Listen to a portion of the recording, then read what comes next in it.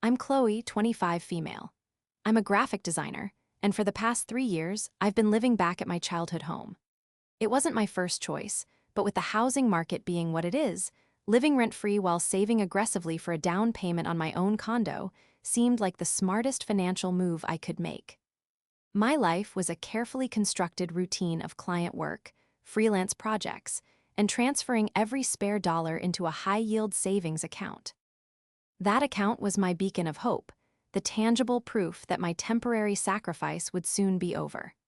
For years, I told myself that navigating my family's unique and often frustrating dynamics was just a small price to pay for future freedom. But I recently learned that some prices are far too high, especially when they're paid with your own self-worth. My 25th birthday was supposed to be a celebration of a milestone, a final turning point before I embarked on the next chapter of my independent life.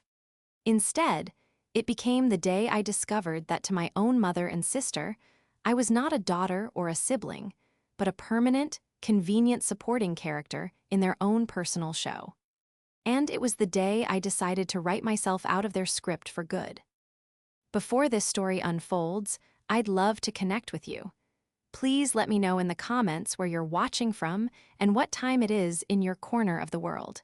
It's amazing to see how far these stories can travel. Growing up, my birthday was less of a date on the calendar and more of a recurring atmospheric disturbance. It was an event that, year after year, somehow managed to get overshadowed by the gravitational pull of my younger sister, Stella. It didn't start as a malicious act, or at least that's what I told myself. It was a slow, creeping erosion of my special day, beginning with small concessions and ending in complete capitulation to Stella's whims. My mother, Karen, was the chief architect of this tradition.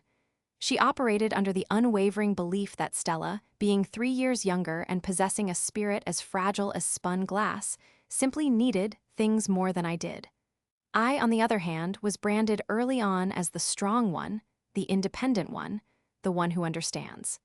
This label wasn't a compliment, it was a cage.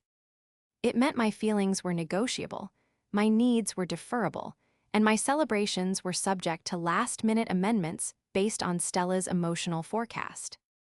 I remember my 16th birthday with crystal clarity. I'd wanted a simple party with my 5 closest friends, pizza, a cheesy movie, and a sleepover. I had it all planned. 2 days before, Stella had a minor fallout with her middle school friend group. Tears were shed, dramatic pronouncements were made, and suddenly my sweet 16 was no longer about me. My mother sat me down for one of her infamous talks, her face a mask of strained sympathy. "Chloe, honey," she began, her voice dripping with practiced concern, "Stella is just heartbroken. She can't bear the thought of a party in the house right now. It feels too festive. You understand, don't you?" I didn't, not really, but I nodded. The party was canceled. My birthday celebration became a somber family dinner at a restaurant of Stella's choosing, where the entire conversation revolved around dissecting the trivial drama of 13-year-olds. My friends were disappointed, but I smoothed it over, making excuses for my family as I'd been trained to do. Then came my 21st, a real milestone. I was in college and had been looking forward to my first legal drink with my parents at a nice downtown restaurant my dad, Mark, had suggested. It felt adult and respectful. The reservation was made, the day arrived, and with it another Stella-centric crisis. She had failed a midterm exam and the world was ending. The call from my mother came just as I was getting ready. "Sweetheart, we have to postpone your dinner. Stella is a wreck. She needs us tonight. We'll just order a pizza and be here for her. We can celebrate your birthday next weekend." I remember standing there in my new dress, phone pressed to my ear, watching my reflection in the mirror. I saw the disappointment settle over my own features. I protested weakly. "Mom, it's my 21st birthday. Can't we do this for just a couple of hours?" The response was swift and sharp, a familiar tool used to put me back in my box. "Chloe, do not be selfish. Your sister is having a real crisis. You're an adult now, you should be mature enough to understand that family comes first." And just like that, my milestone was demoted. We had pizza. We watched a movie Stella picked to cheer her up. I didn't have my first legal drink with my family. I had it a few days later, alone at a campus bar, feeling a profound sense of loneliness. My dad slipped me $100 bill the next day with a sad, apologetic look in his eyes, but he never said a word against my mother. His silence was its own form of betrayal, a quiet endorsement of the family hierarchy. Now, with my 25th birthday approaching, I allowed a dangerous seed of hope to take root. This felt different. It was a quarter of a century. I was an adult, a professional, living under their roof not out of necessity, but as part of a strategic plan. I thought perhaps that my maturity and contributions to the household had earned me a new level of respect. I decided to be proactive. I sat down with my mother a full month in advance.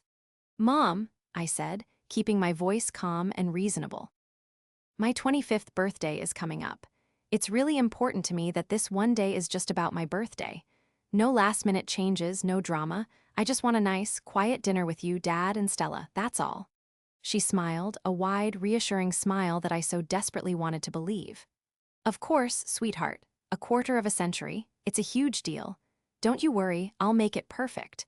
We'll even get that chocolate mousse cake you love from the bakery downtown." For a month, I clung to that promise. She brought it up periodically, asking for my opinion on dinner recipes, confirming the time. Stella seemed blissfully unaware, absorbed in her final year of university. My dad even mentioned he was looking for a special gift for me. For the first time in a decade, I felt a flicker of genuine excitement about my own birthday. I allowed myself to believe that this time, finally, I would be seen. I would be celebrated. The thought was so intoxicating that it blinded me to the patterns of the past, to the fundamental, unchangeable truth of my family's dynamic. I was heading into my birthday with a foolish, fragile hope, completely unprepared for the fact that this year's blight would be the most devastating one of all. It wouldn't just be a shared spotlight, it would be a complete and total eclipse. The morning of my 25th birthday began with a deceptive calm. The sun streamed through my bedroom window, and for a moment, the world felt aligned. My dad was the first to greet me, intercepting me on my way to the kitchen with a warm hug and a small, beautifully wrapped gift. "Happy birthday, Chloe," he said, his voice soft. "I know tonight is the main event, but I wanted to give you this first." Inside was a vintage fountain pen, an elegant silver instrument I'd admired in a shop window weeks ago. He'd remembered. It was a thoughtful, personal gift, and it felt like a promise. It bolstered the hope I was so carefully nursing. "Thanks, Dad. It's beautiful," I said, my voice thick with genuine emotion. He just smiled, a little sadly I thought, and retreated to his home office. The interaction felt like a quiet conspiracy between us, an acknowledgement that today should be mine. My mother was buzzing with an energy that I mistook for festive excitement. She wished me a happy birthday while simultaneously juggling phone calls and scribbling notes on a pad. "Everything is on track for tonight, sweetheart," she chirped, not quite making eye contact. "It's going to be a huge surprise." I smiled, assuming the surprise was the chocolate mousse cake or perhaps a guest I wasn't expecting. Stella was conspicuously absent, with my mom explaining she was at the library for a marathon study session and would be home just in time for dinner. It all seemed plausible. I spent the day working on a freelance project, the hum of my computer a steady companion as I counted down the hours to my celebration. I allowed myself to daydream about the evening, the soft glow of candles, the familiar comfort of family, the taste of that cake. A simple, perfect night. As evening approached, the first red flag appeared, though I didn't recognize it at the time. My mom asked me to wear the blue dress I'd worn to my cousin's wedding last year. "It just looks so wonderful on you, Chloe, and it's perfect for the pictures." I preferred the new, more sophisticated black dress I had bought for the occasion, but I didn't want to cause a fuss.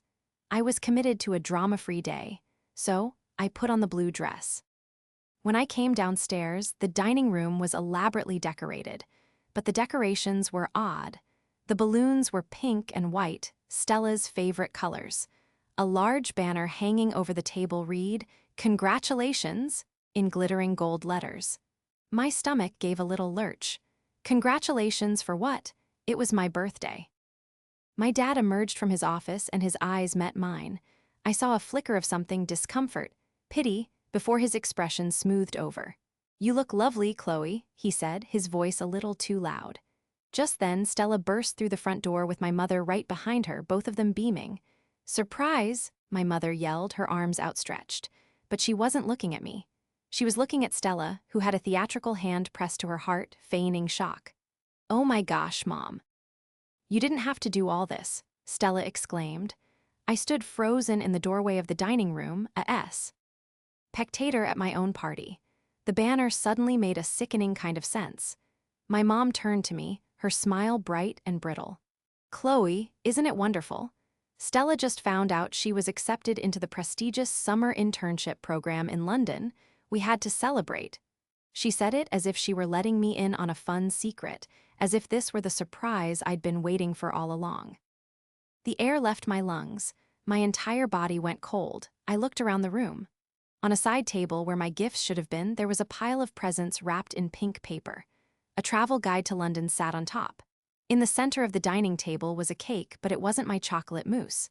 It was a vanilla confetti cake, Stella's favorite, with thick pink frosting. In swirly letters, it read, "Bon voyage, Stella." There was no mention of my name. No acknowledgement of my birthday anywhere. This wasn't a shared celebration. My birthday hadn't been overshadowed, it had been completely erased. I turned my gaze to my mother, my expression pleading for an explanation, for this to be some kind of elaborate, cruel joke. She finally registered my silence, her smile faltering for a fraction of a second. "Oh, don't worry, honey," she said, waving a dismissive hand. "We're celebrating your birthday too. It's a combo party." But it wasn't a combo party. It was Stella's party, held on my birthday. My mother walked over and gave me a perfunctory hug. It's just that Stella needed this so much. She was so stressed about it, and this is such a huge achievement. You're 25 now, you're stable and successful. You get it. She's still finding her way. I looked over at Stella, who was now preening by her cake, taking selfies with the banner. She met my eyes for a moment, and in her gaze I saw no guilt, no sympathy. I saw a flicker of triumphant, smug satisfaction. And in that instant, the carefully constructed dam of years of patience, understanding, and quiet resentment finally broke. The hope I had nurtured for a month withered and died, replaced by a cold, hard clarity. This was not an oversight. This was a choice. My mother and my sister had looked at my milestone, a day I had explicitly asked for, and decided it was the perfect stage for Stella's next leading role. And I, in my blue dress, was just part of the scenery. I didn't say a word. I simply turned around, walked up the stairs to my room, and closed the door, the sound of their laughter echoing behind me. Upstairs in my room, the silence was a physical presence. The muffled sounds of Stella's celebration, the shrill bursts of laughter, the clinking of glasses, seemed to amplify the roaring in my ears. I sank onto my bed, my body trembling with a mixture of shock and a rage so profound it felt like it was hollowing me out. The blue dress felt like a costume, a clown suit I had willingly put on. For the first hour, I just sat there, replaying the scene downstairs over and over in my mind. My mother's brittle smile, Stella's triumphant gaze, my father's fleeting look of pity before he turned away. Each detail was a fresh stab of betrayal. The justification echoed in my head. Stella needed this. You're strong. You understand. For my entire life, my strength had been used as an excuse to neglect my needs. My understanding had been treated as a license to disrespect me. The initial wave of hurt began to recede, replaced by a cold, urgent need for answers. This felt different from all the birthdays before. The sheer scale of the deception, the elaborate planning that must have gone into it, the banner, the cake, the gifts, it couldn't have been a spontaneous decision. It felt premeditated, malicious. I needed to understand why. I started pacing my room, my mind racing. I thought about the past month, my mother's reassurances, her feigned excitement for my party. It had all been a lie. Every conversation, every question about what I wanted, had been a performance to keep me docile and unsuspecting. The cruelty of it was breathtaking. Driven by an impulse I didn't fully understand, I went to my bookshelf. I was looking for something, anything, to ground me. My hands brushed past old high school yearbooks and college textbooks until they landed on a stack of photo albums. I pulled one out, a thick, leather-bound book labeled Family Vacations 2010-2015. I thought maybe looking at pictures from a happier time would offer some comfort. I sat on the floor and opened it to a random page. It was a trip to the Grand Canyon. There was a picture of a 13-year-old me, grinning awkwardly with my new braces. Next to it, a photo of 10-year-old Stella, crying. I remembered that day. She had wanted ice cream, but the stand was closed. It had caused a 2-hour meltdown that derailed the entire afternoon schedule. The next photo showed my dad buying her an oversized, expensive souvenir from the gift shop to placate her. My own request for a small postcard had been dismissed, with a not right no. W. Chloe. Flipping through the pages, the pattern was so obvious it felt like a physical blow. Picture after picture, the story was the same. My quiet contentment next to Stella's theatrical emotions. Family resources, time, attention, money being redirected to manage her latest crisis. It wasn't just birthdays, it was everything. Just as I was about to close the book, a piece of paper slipped out from between the plastic sleeves. It was a receipt from a jewelry store, dated from the week of my 18th birthday. I remembered that birthday clearly. My parents had given me a lovely but modest silver locket. The receipt, however, was for 2 items, the locket and a much more expensive pair of diamond stud earrings. I never received any earrings. But I remembered, with a sudden, sickening jolt, that Stella had miraculously found the perfect pair of diamond studs to wear to her winter formal just a few months later, gushing about how she had saved up for them herself. My mother had praised her for being so responsible. My heart started pounding. It was right there in faded ink. Proof. This wasn't just emotional neglect, it was a calculated material deception. A new, darker thought began to form. If they lied about something like this, what else had they lied about? My gaze drifted to the family computer in the corner of my room. It was an old desktop that mostly sat unused, but my mom still used it occasionally for her school administration work and online shopping. Her browser had a nasty habit of staying logged into her accounts. I had always respected her privacy, but in that moment, privacy felt like a luxury I could no longer afford. My hands were shaking as I sat down and clicked on the web browser. Her email account was open. My breath hitched. I knew I was crossing a line, but I felt like I had been pushed so far past it that I couldn't even see it anymore.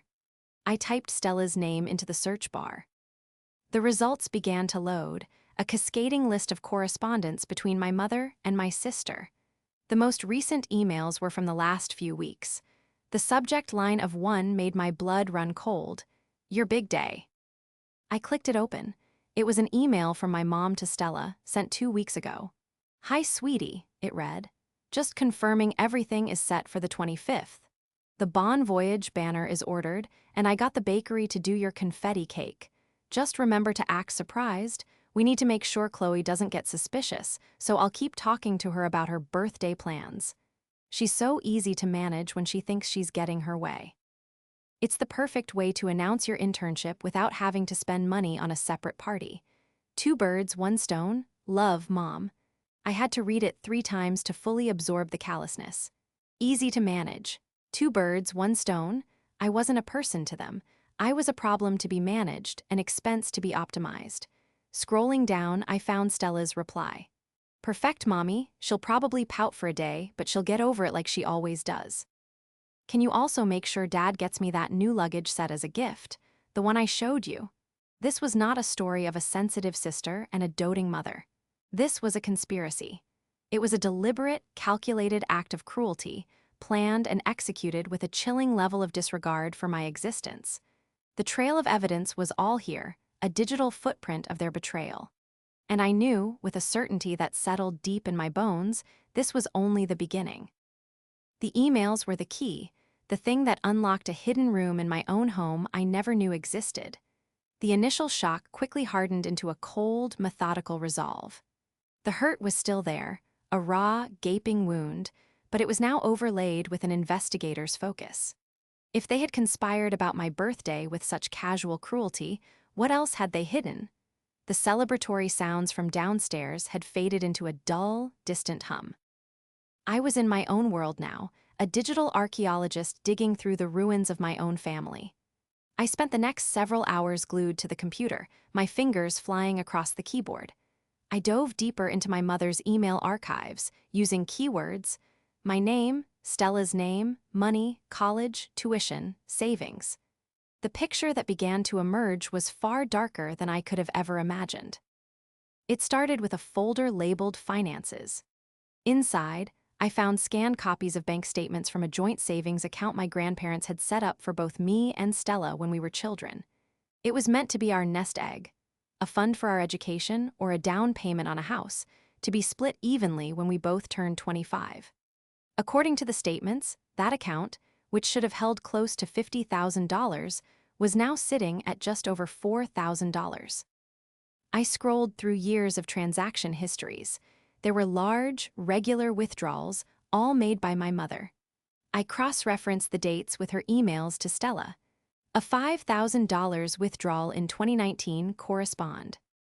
D with an email chain planning Stella's spontaneous graduation trip to Europe. A $10,000 withdrawal 2 years later matched the down payment on the brand new car Stella received for her 21st birthday, a car she claimed to have leased with money from her part-time job. My half of the money, our shared future, had been systematically drained to fund Stella's lifestyle, to ensure she never had to face a single moment of want or disappointment. Meanwhile, I had been working 2 jobs through college to avoid student loans and was now living at home, meticulously saving every penny, completely unaware that my own nest egg had been plundered. The financial betrayal was staggering, but it was the next discovery that truly shattered me. I found a folder named College Applications. It contained files related to both my and Stella's university admissions process. I remembered my senior year of high school vividly. I had my heart set on a prestigious art and design school a few states away. It was my dream school, but it was expensive. My only real shot was getting the coveted Dean's Scholarship, a full-ride award given to only a handful of students.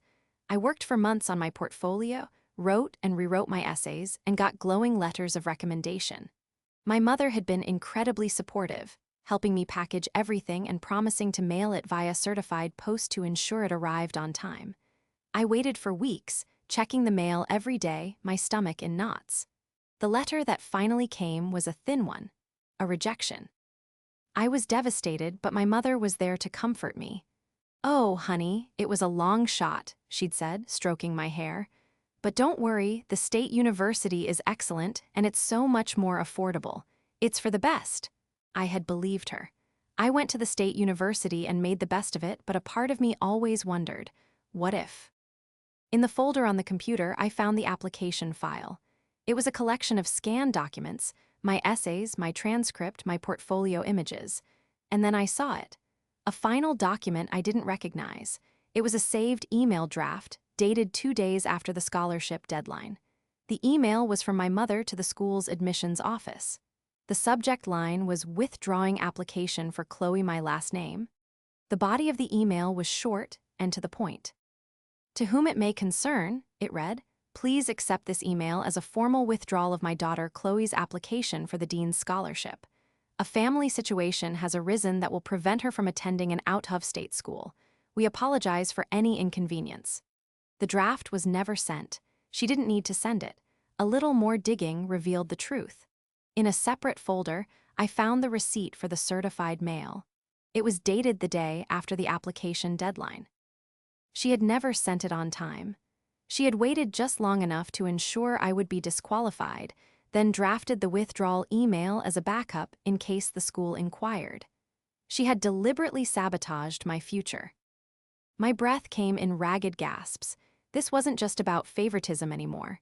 This was a profound, life-altering betrayal. She hadn't wanted me to go away. She had wanted me close, manageable, and in a position of perceived lesser success than Stella. My strength was not just an excuse, it was a threat. My potential independence was something to be curtailed. I found another email to her sister, my aunt, from around that same time. "Chloe is so determined to go to that art school," she wrote, "but I worry about her. It's so far away, and what if she fails? And it's so expensive. It would be a huge drain on the money we have for the girls. Stella is going to need a lot more support through college, you know how she is. It's better for everyone if Chloe stays local. The money we have for the girls.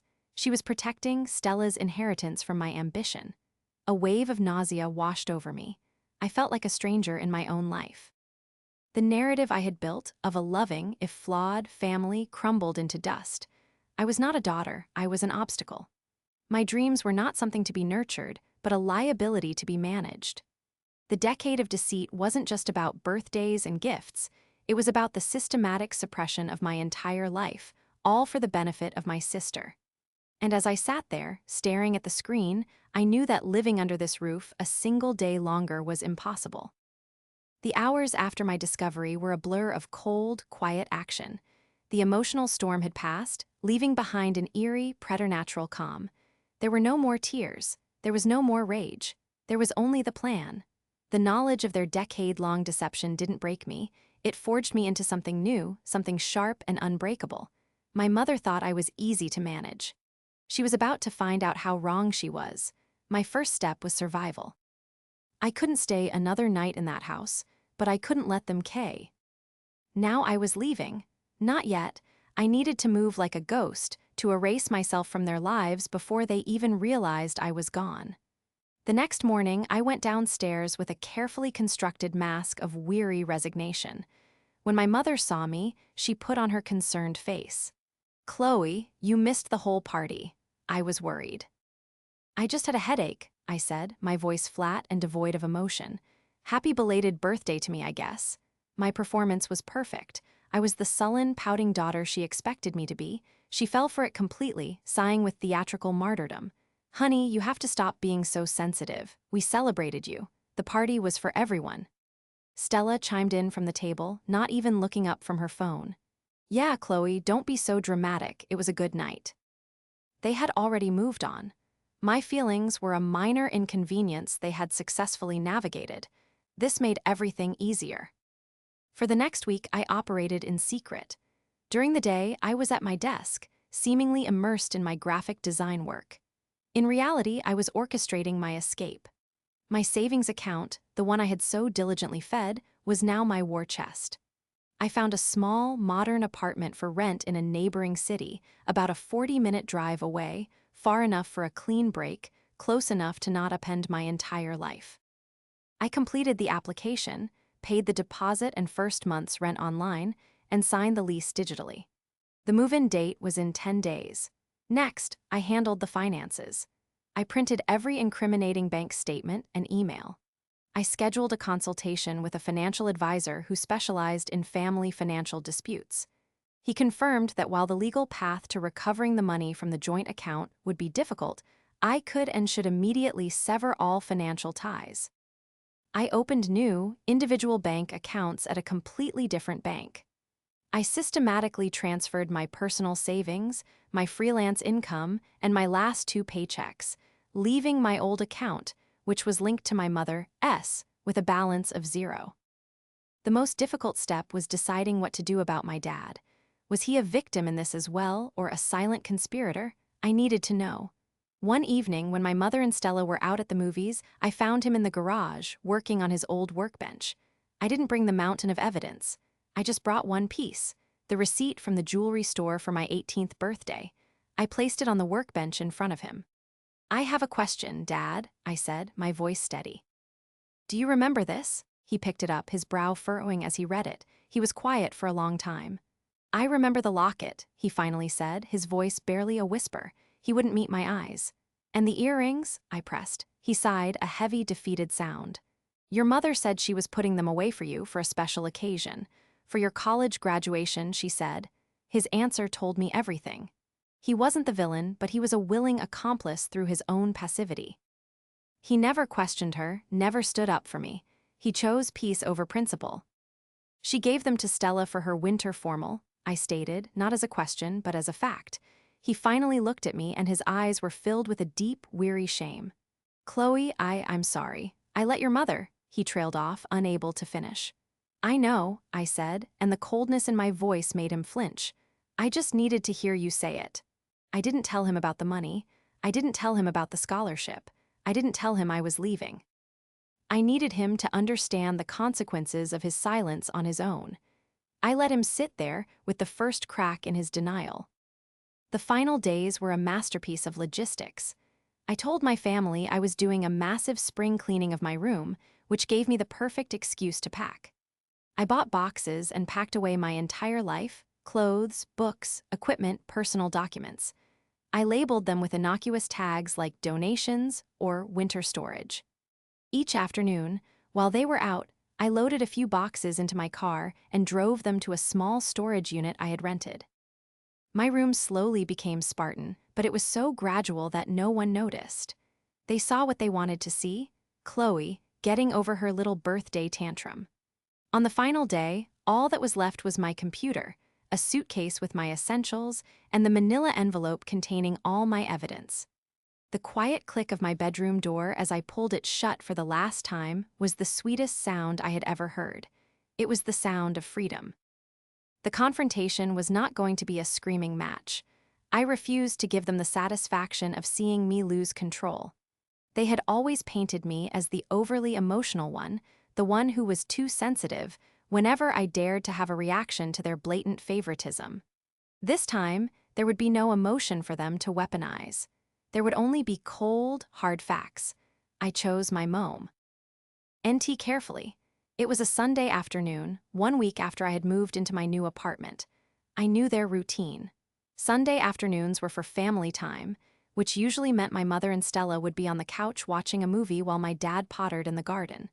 I had been completely silent for a week. No calls, no texts. My mother had sent a few messages, starting with annoyed check-ins and escalating to guilt-tripping questions about why I was being so distant. I ignored them all, letting their anxiety build. I let myself into the house with my old key, which I planned to leave on the table on my way out. Just as I predicted, they were in the living room, a half-eaten bowl of popcorn between them. They looked up in surprise when I walked in. "Chloe, there you are," my mother exclaimed, her voice a mix of relief and irritation. "I was about to call the police. Why haven't you been answering your phone?"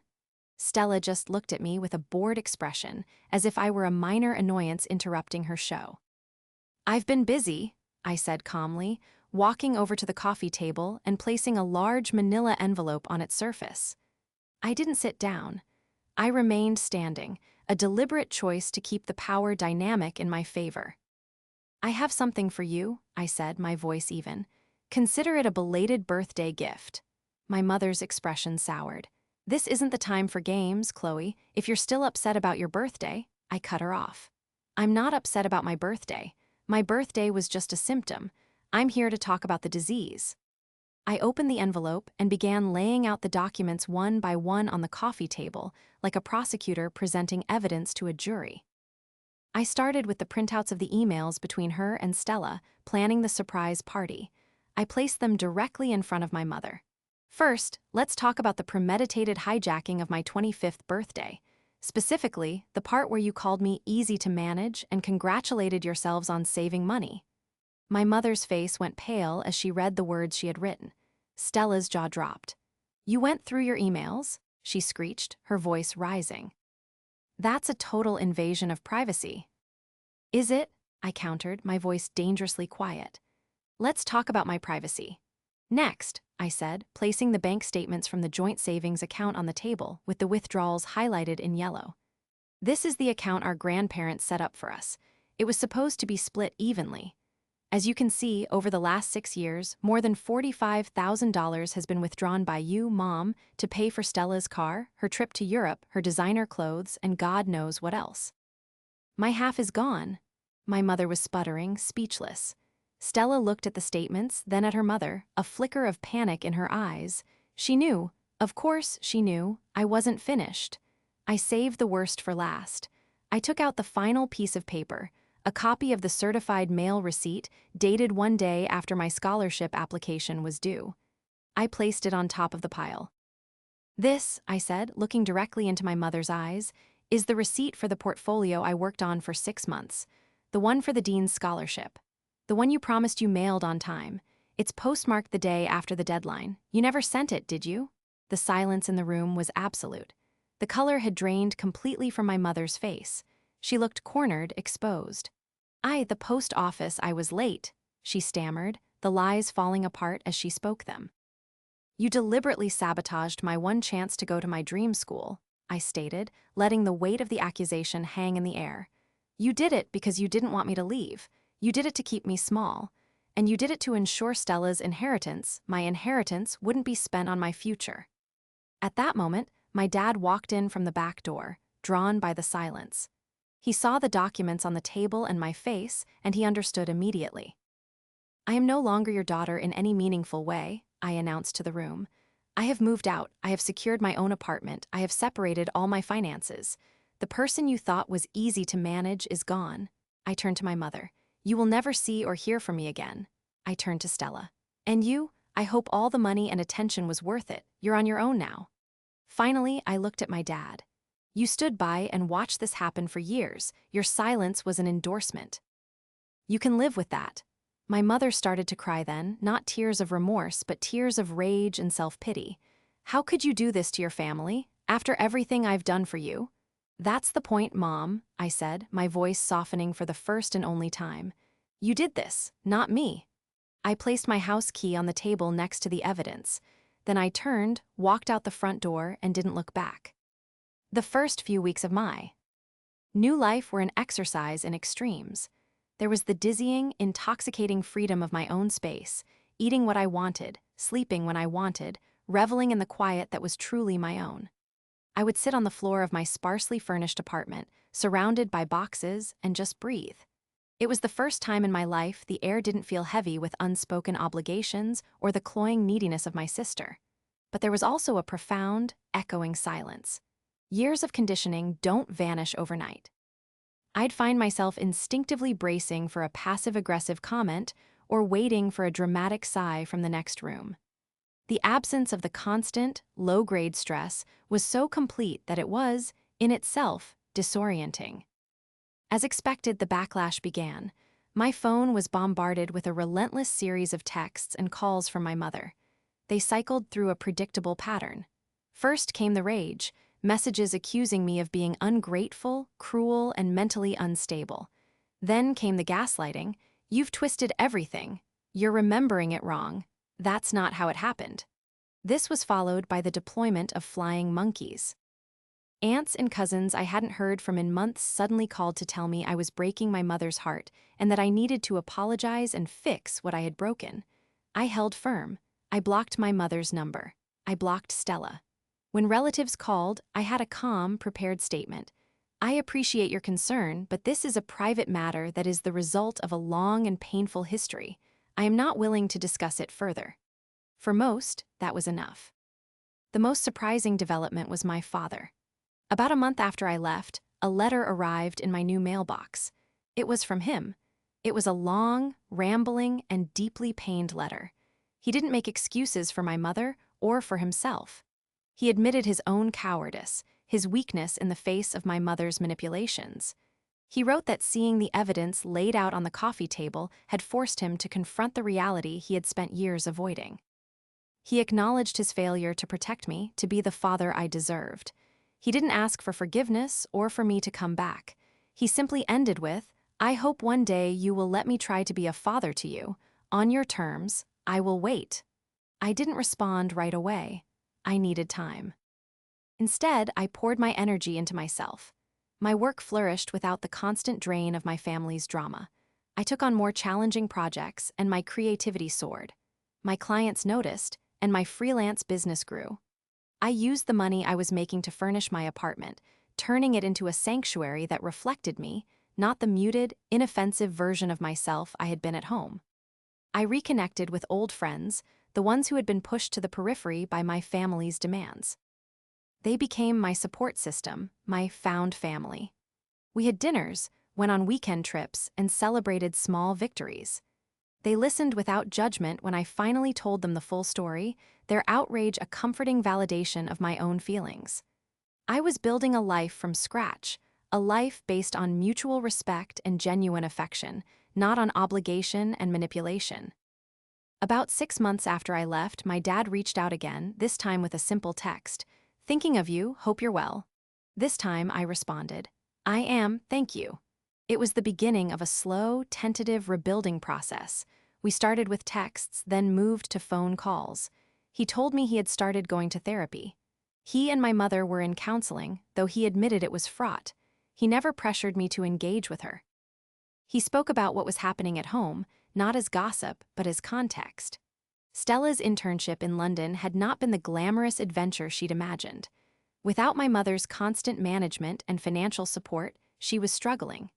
She was discovering that the real world didn't bend to her emotional whims. My mother, without me to control or Stella to infantilize, was apparently lost, her primary purpose in life gone. They were facing the consequences of the world they had built. A year to the day after I left, my dad asked if he could take me out for a birthday dinner, just the two of us. I hesitated, then agreed. We went to a quiet restaurant. He gave me a small gift. Inside the box was a simple, elegant silver bracelet. To replace the locket, he said, his voice thick with emotion. We talked for hours. He apologized again, properly this time, looking me in the eye. He told me he was proud of the woman I had become. It wasn't a magic fix, and the scars of the past were still there, but it was a start.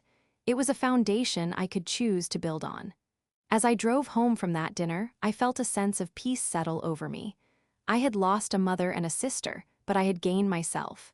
I had learned that walking away from a toxic dynamic isn't an act of destruction, it's an act of self-preservation. I was building a new family from the ashes of the old one. A family that included a father who was finally learning to show up, friends who had become sisters, and most importantly, me, standing on my own, finally, happily, and unapologetically, the main character in my own story.